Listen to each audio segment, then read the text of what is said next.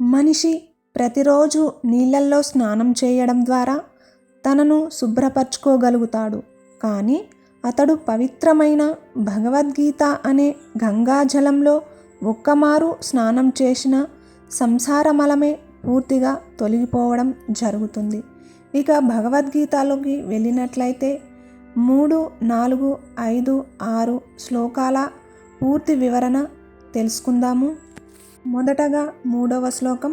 పచ్చైతం పాండుపుత్రానాం ఆచార్య మహతిం చముం వ్యూఢం ద్రుపదపుత్రేణ తవా శిష్యేన ధీమతా. దీని యొక్క అర్థం తెలుసుకున్నట్లయితే ద్రౌపది తండ్రి అయిన ద్రుపద మహారాజు, అలాగే బ్రాహ్మణుడు, అందులో ఎంతో జ్ఞానాన్ని కలిగినటువంటి గురువు ద్రోణాచార్యుడు ఇద్దరు కూడా మిత్రులు.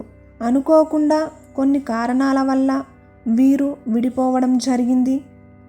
రాజకీయ గొడవ కారణంగా ద్రుపదుడు ఒక గొప్ప యజ్ఞాన్ని చేసి ద్రోణాచార్యుణ్ణి సంహరింపగలిగే ఒక పుత్రుణ్ణి వరంగా పొందాడు.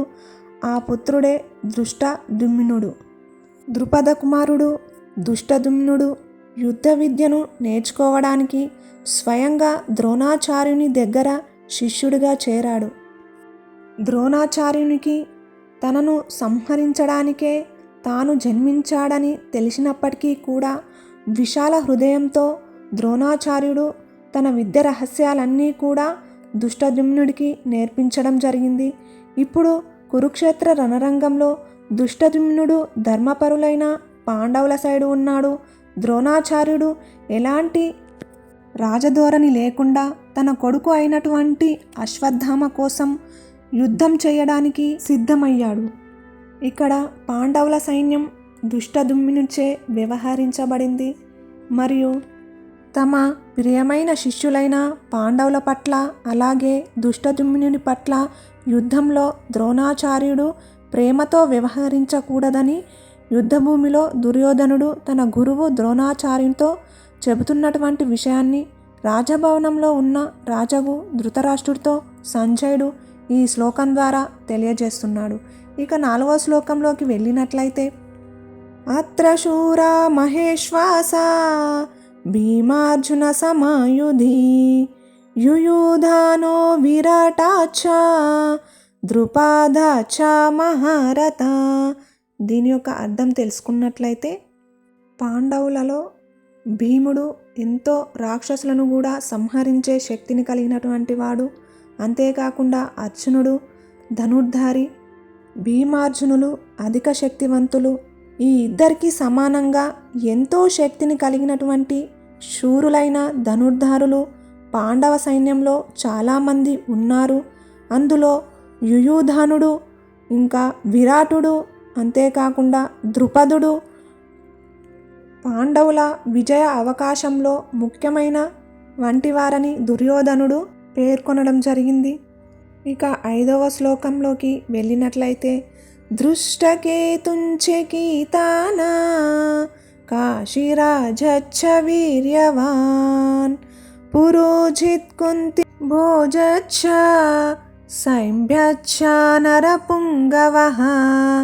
దీని యొక్క అర్థం వారితో పాటు దృష్టకేతువు, చకీతానుడు, కాశీరాజు, పురోజిత్తుడు, కుంతిభోజుడు, శైంభుడు వంటి శూరులైన మహారథులు కూడా భీమార్జునులకు సమానంగా యుద్ధం చేస్తారు అని ఈ శ్లోకం ద్వారా దుర్యోధనుడు వివరిస్తున్నాడు. ఆ యుద్ధ భూమిలో ద్రోణాచార్యునితో ఇదంతా కూడా సంజయుడు రాజభవనంలో ఉన్న తన యొక్క రాజగు ధృతరాష్ట్రుడితో చెబుతున్నాడు.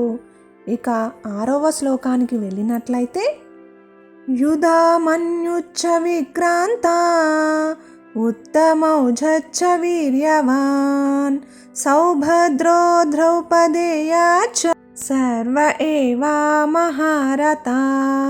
మరి దీని యొక్క భావం తెలుసుకున్నట్లయితే పరాక్రమవంతుడైన యుధామన్యుడు ఎంతో శక్తిని కలిగి ఉన్నటువంటి ఉత్తమౌజుడు, సుభద్ర యొక్క కుమారుడు అభిమన్యుడు, అంతేకాకుండా ద్రౌపది యొక్క 5 కుమారులు, వీరందరూ కూడా భీమార్జునులతో సమానమైనటువంటి శక్తిని కలిగి ఉన్న మహావీరులు. వీరందరూ పాండవుల విజయ అవకాశంలో భాగంగా ఉన్నారు అని ఈ శ్లోకం ద్వారా మనకు వివరించడం జరుగుతుంది.